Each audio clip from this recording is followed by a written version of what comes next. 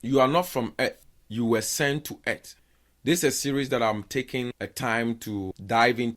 We want to look into the government of God, the rule of law of God, taking dominion over the earth, not to fight to go to heaven, because we are from heaven. This one thing that I believe that most people would disagree or will have a little bit contention with this statement. Dominion over earth, not to aim for heaven, because we are from heaven. You see, when God was creating, he made man in his own image. When you read the book of Genesis chapter 1 verse 26, and after he made man in his own image, 27, he said he blessed them. And he told them to take dominion, subdue the earth, take dominion, rule over, government. He said that the ultimate purpose of God, the intent of God, was to create or establish a nation of heaven on earth. God's goal was to establish a colony of heaven on earth. God's objective was to establish a culture of heaven on earth. And his strategy was to create a government of heaven on earth. Let's look at this: government, law, people, and culture. The government makes law, the rule of law. And the law defines what the people should do and not to do, or the behavior of the people. And the people lives on the land. And their behavior or their way of life that is governed by the law, made by the government, create a culture, because he wanted to create a nation of heaven on earth. By what? Creating or establishing a colony of heaven on earth. So the government would take over all of this. So what is the purpose of government? The government primary purpose, and I believe that most of my friends who are lawyers and government students will bail me out in this, that the purpose of government, the primary purpose of government, is to what? To make law, or to administrate and administer laws and regulate the life and protect the culture of the nation. Somebody may ask, what is a nation? A nation is, in a simple form, a group of people, or a group of people with a common idea, common value, common jurisprudence, common language, common land, who are ruled or submit themselves under one God. That is a nation. So when God wanted to make a nation out of the people of Israel, let's look at the book of Exodus. When the Israelites were sent or were brought out of the land of Egypt, they were left on the wilderness for a while when God said, I want to create a nation out of them. And the moment God said, I want to create a nation out of them, he told Moses to wait on the mountain for laws, or we call it commandment. That commandment or the laws determine the behavior of the people on the land. And that behavior is the culture of the people and is governed by God. Are you getting me?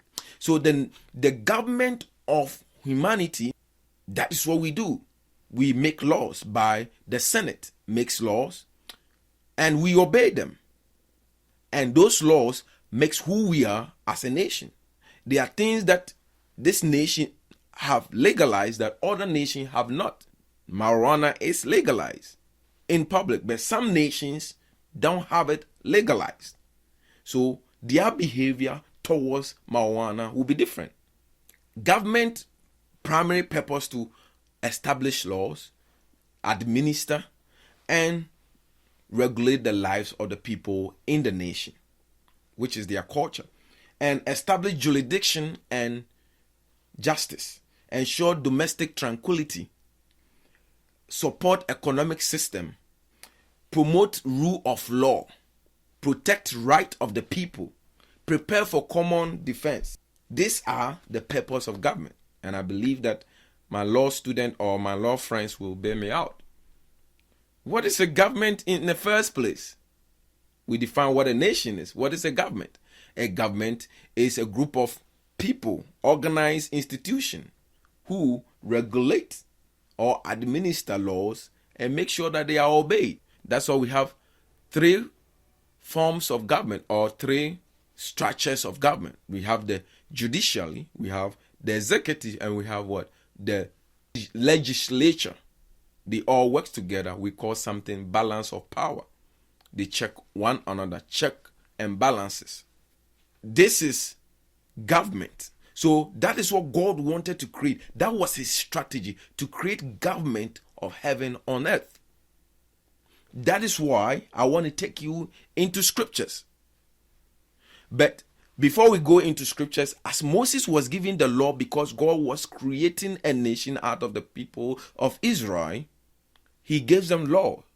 And the laws or the commandment, the first commandment was to not worship any other God but God himself, the I am that I am. You see, any nation that does not have one God, as I said, a nation are a group of people with a common goal, with a common value, with a common jurisprudence, with a common land, with a common language, who submit under one God. That is why the commandment has God to be obeyed or to be worshipped alone, not any other God. Just to remind you that if you want to have a nation, you have to have one God who rules over, because the laws of God are statutes. And what is a statute? A statute is something that resists weather conditions. Let's look at the Statue of Liberty, for instance. It has been there years and years. No matter how I don't like it, I can go and punch it and be angry. That statue does not change shape. My hand or my phalanges will change shape. If I punch it too hard, it will break my hand, but that will not change. So the laws of God break us. We don't break it. When you have a common or one God, whose law governs the human laws that you have as a government on earth, then we can reference to that law at all times, because our laws can be changed. The human law, the humanism, it changes, because I remember in the olden days there was a law that people can be enslaved. But it changed because some people sat down and saw that it wasn't right, because the protection of people's right was not done by the government. So now they have to protect the right of the people.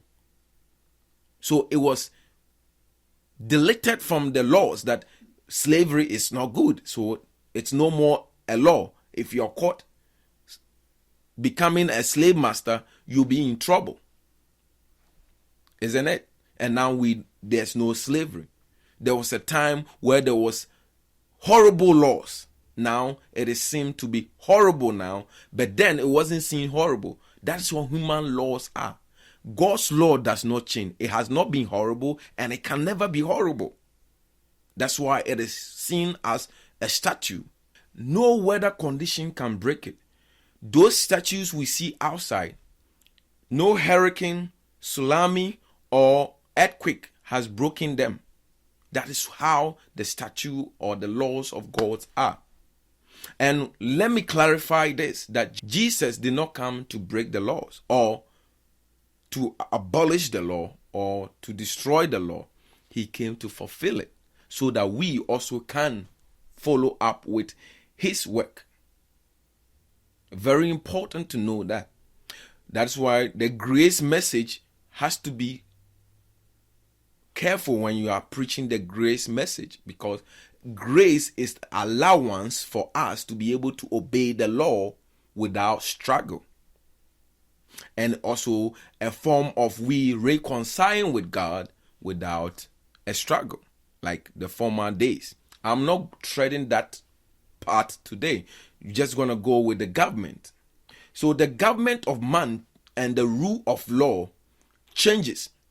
That is why I want to quote Bishop or Pastor Masmoro. He said, the rule of law is in the mercies of those who create it or makes it. Because let's look at this. Just recently, President Trump pardoned somebody who was sentenced to jail because in the eyes of the rule of law, the president has some powers over the law that he can do and manipulate it, but not the laws of God. So that's why Masmoro said, the rule of law is at the mercies of those who makes it, the government himself. So the government is one way or the other is above the law.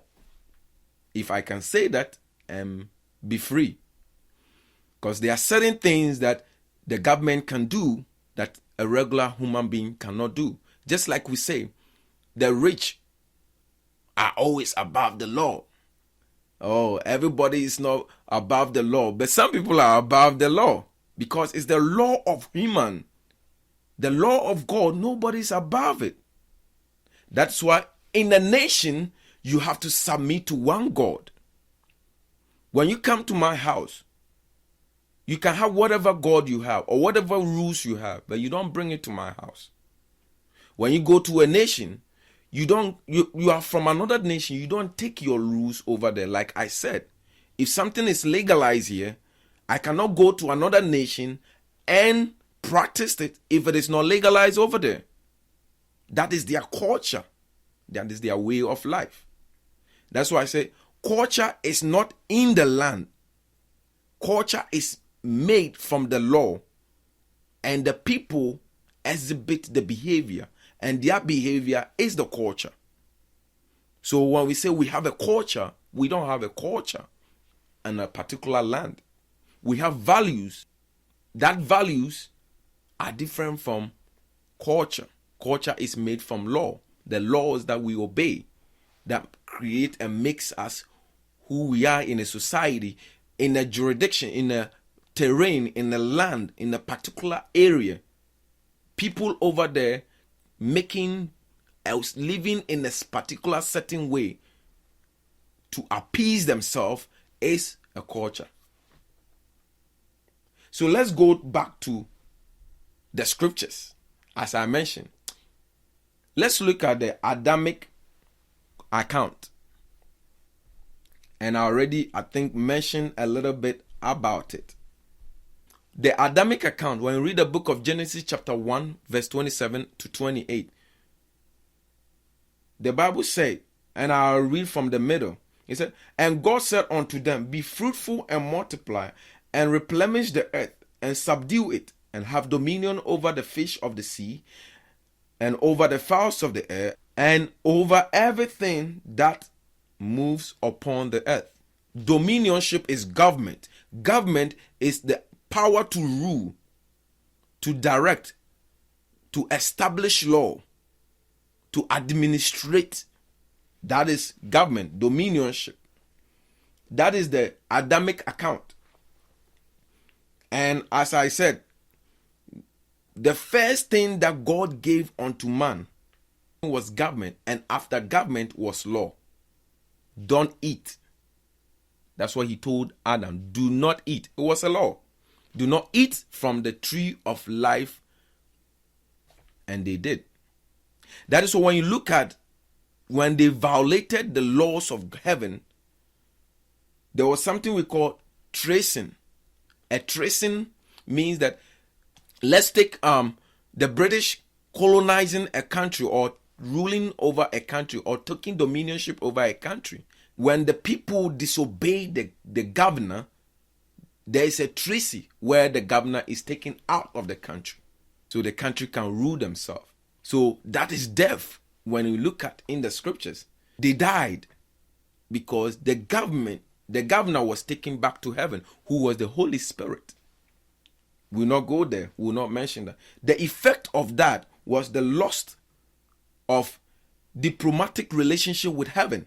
Adam lost the diplomatic relationship with heaven, and the recall of the governor of heaven from earth. Let's look at the account of Abraham. People may argue a little bit. And the Lord said, shall I hide from Abraham the things which I do, seeing that Abraham shall surely become the great and mighty nation, and all the nations of the earth shall be blessed in him. All the nations of the earth shall be blessed in him. God's intention was to create a nation of heaven on earth. So the nation of heaven on earth was through Abraham, which was established in Adam to take dominionship. When you take dominionship, you are a governor. And when you are a governor, you are governed with laws. And you are governed with laws, then you have a land. And if you have a land, you have a people. And the moment you have a people, you have a culture. And that is a nation with a common goal, a common idea, a common language, with a common jurisprudence, a common language, with a submission to one God. Don't forget that definition of nation. When we continue with the Abrahamic account, we look at Genesis chapter 17, verse 5 to 7. Let me read it carefully. Neither shall thy name any more be called Abram, but thy name shall be Abraham, for the father of many nations have I made thee, and I will make thee exceeding fruitful, and I will make nations of thee, and kings shall come out of thee, and will establish my covenant between me and thee and thy seed after thee in their generation for an everlasting covenant, to be a God unto thee and to be thy seed after thee, and I will give unto thee and thy seed after thee, and land therein that art a stranger, all the land of Canaan for the everlasting possession of, and I will be their God.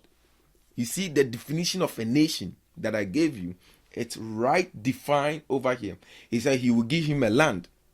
He give him a people. To establish a nation, you have to have a land, you have to have people, you have to have a rule of law, you have to have a government. And he said he come out, the kings will come out of him.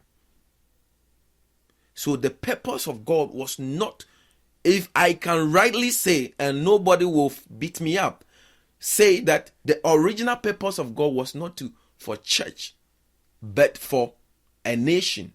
God said, I will make you a father of many churches. Did he say that? I don't think so. God's original purpose was to create a nation from who? From us. So let's look at the Mosaic account, Moses' account. You see, after calling Abraham father of many nations, making a nation out of him, we're reading from Genesis, Exodus continues.